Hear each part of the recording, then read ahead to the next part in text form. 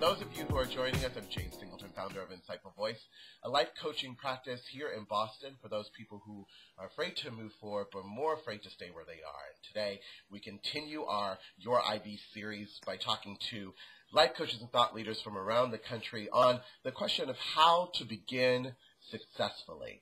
And I'm so excited because I know some of you at the beginning of the year, as we go into 2015, you're thinking about your resolutions and goals that you want to accomplish. But the big question is, after you know the steps, how do I begin in a way that is going to yield results? And I know that my guest today, Ms. Abby Calcutt, is going to be able to talk about that as we focus on health and wellness for this particular interview. Before I start, I want to give you a little background on who Abby Calcutt is. Sit back, relax, because I know you're going to love this as much as I did. Abby is an on-site health and wellness coach in the Boston area, supporting environmental and lifestyle behavior changes in multiple locations with nearly 600 people. As a health coach, registered dietitian, seasoned health and wellness educator, she is dedicated to helping people live a healthy life and enjoys setting goals with individuals to make the healthy choice the easy choice. Abby earned a Bachelor of Science from the University of Michigan, completed a dual degree graduate program in nutrition and health communications at Tufts University, and the clinical and community training to become a dietitian at Simmons College. Abby's wellness philosophy, listen to this, this is really good. Her wellness philosophy recognizes that it is not a one-size-fits-all approach. Wellness is not measured by a single achievement, but by maintaining a fulfilling lifestyle. I think everybody needs to know that, right? Absolutely. Yes, yes. So welcome. Thank you. This is so fun. I'm glad you're here. Okay, so what I usually do in these videos is I will ask just simple 3 questions. I ask the same 3 questions, and I'd love for you to just chime in. We could go on, I already know, because we have a relationship beyond the video. And we could talk for 45 minutes on this, but we're going to try to keep it digestible for the people who are watching. Wonderful. So, as I said at the beginning of the video, it's the beginning of the new year, and there are many people who are on the fence about making a decision that could really move them closer to the life they most want to live. But there are people who are not going to do it, or who are afraid to do it. So what do you think keeps people from moving forward in life, especially as it relates to health and wellness? Sure, absolutely. I think it's a great question, and I think that there are a few things that can really get in the way to moving forward.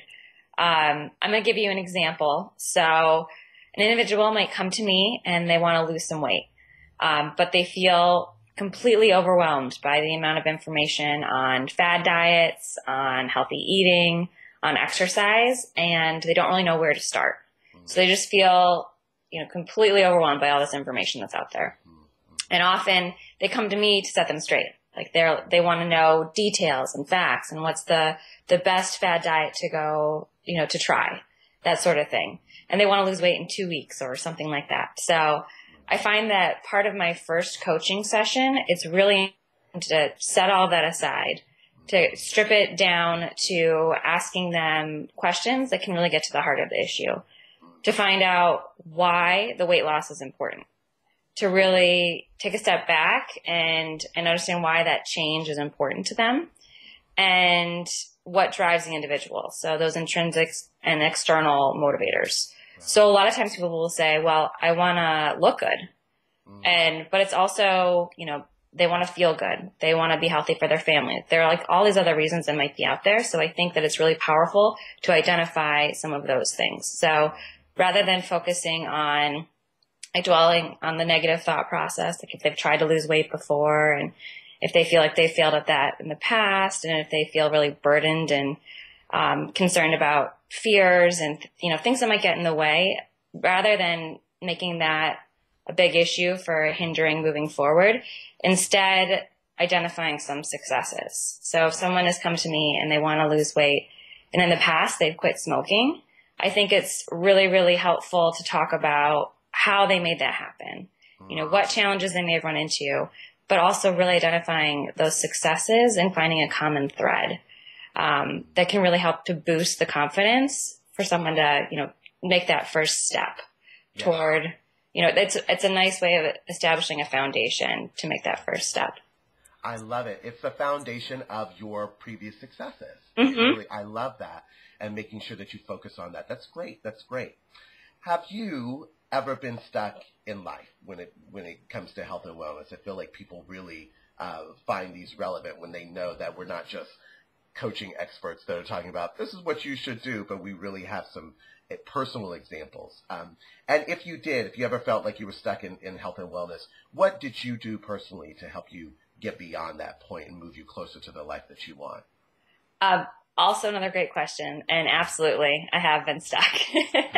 And to draw upon some of my previous thoughts, I found it really helpful to reflect upon my biggest motivators. So in graduate school, I found myself buried in my books, not prioritizing my own health and wellness. I was less active than I'd ever been. My quality of sleep had declined. I felt restless about deadlines and exams and papers and, all of that. And then it affected my mood and I was gaining weight. So I found that I had this, laser vision, focus, on school, and had really kind of taken the focus away from myself. Right. And so, and I think this can apply too to work or family, in any situation where you find yourself completely focused on something else and ignoring yourself. Yeah. So, but I didn't recognize this right away. I was, my graduate school process was a few years. So I, found myself frustrated, and, I was getting upset about random things. I just felt tense. And so I actually had a doctor that recommended a workshop to me on mind and body and how to apply mindfulness into daily activities. And I knew I needed a change of pace, and that learning is a big motivator for me. I really thrive on light bulb moments and overcoming small challenges or applying myself to small challenges. So it was a really good fit for me, and it was really weird and really different and hard to take off my learning hat, the hat that I had, strictly learning from books, and instead learning from myself. So listening to myself. So, understanding or noting when I was starting to feel tired, or giving myself permission to listen to my body, to notice when I was starting to feel hungry or was feeling satisfied by a meal, rather than letting, a plate dictate how much I was eating. Instead, I was listening to myself. So I was oh, that meal was great. I'm feeling satisfied. I'm going to pump the brakes here. So it was the type of thing where I took the focus away from other things, started listening to myself, and started understanding how to listen to myself. And I was overindulging less. I was, overeating less, and I was feeling a lot more fulfilled by my daily choices.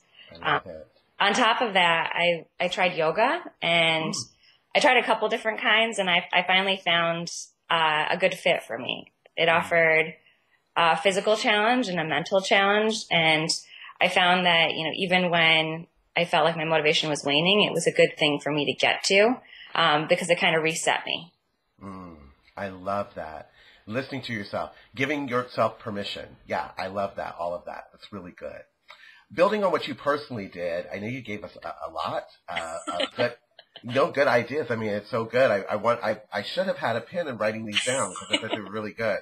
But building on what you personally did, what other steps, just some other things do you think people could take to get unstuck and give their life more direction as they're beginning 2015 and thinking about all that they want to accomplish this year? Absolutely.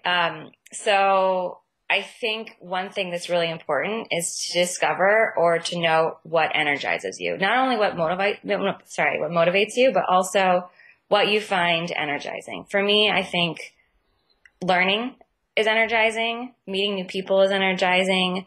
New environments. Sometimes it can feel stressful, but that stress is actually, good in some circumstances. So, that I think can be a really good first step. So noting things that energize you, things that motivate you, things that inspire you, and trying to incorporate those into whatever the change is, which can be really hard to do. That first step can be really hard to do. But with that said, I think when making changes to reach a goal, there's also that possibility that you're going to hit obstacles or roadblocks or things like that that might derail some of your progress. And I have this quote that I want to share that I think is really, really helpful. Mm-hmm. And it doesn't just touch upon the motivation factor, but also the perseverance. So it's by a gentleman named Zig Ziglar, and maybe you've heard it before, but yeah, go ahead. Okay, people often say that motivation doesn't last. Well, neither does bathing. That's why we recommend it daily. So I please recommend it daily. Yes. Yeah. But I think that's so true.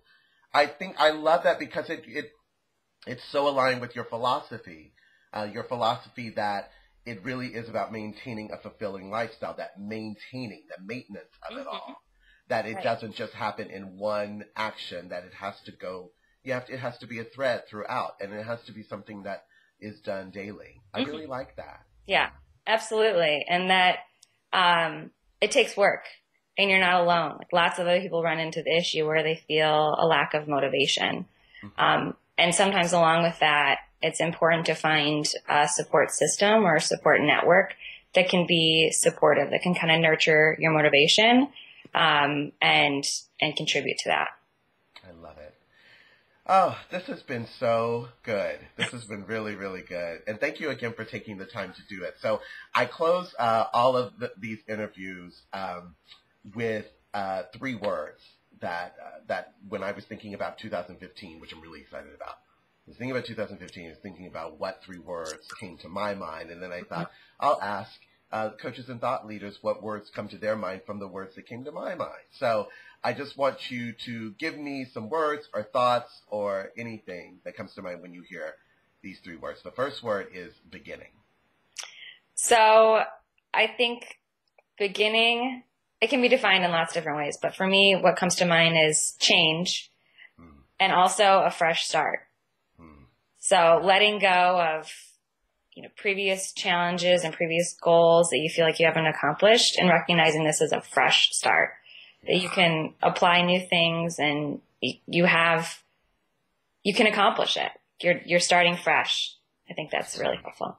That's great. The second word is fear. Okay.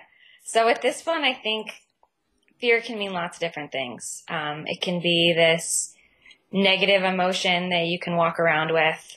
But I think it can also be an obstacle and a roadblock.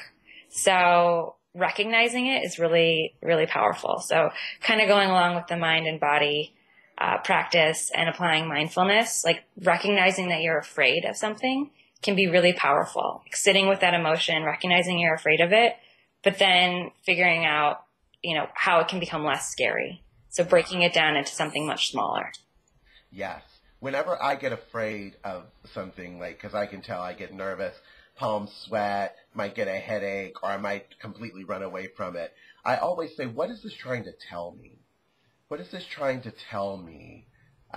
Is it trying to tell me that I'm making a mistake, or is it trying to tell me that I could possibly grow by going through it? And usually there's always growth. Yes. In fear. Yeah. So that's great. So for those of you who get afraid about 2015 and accomplishments, think about those questions. Think about what Abby just said. And finally, the final word, which is not really a word, is more of a number. It's 2015. I can't believe we're in that year. My God. 2015. I don't even know where to begin with this. I think, I think 2015, there are so many great things to look forward to. It's full of surprises and yes, challenges and things like that, but it just offers up an opportunity to make the most of another year. Yes. Make the most of it. I think we've made the most of our time together. I think so too. Thank you so much for having me. It was a pleasure. For those of you who are interested in speaking with Abby, we'll have her email just in case you have any questions at the bottom of this interview. Keep your eyes peeled for other coaches and thought leader discussion that I'm having on this series, how to begin successfully in order to yield results in 2015. Abby, thank you so much. Thank you, James. Have a wonderful day. You too. You too.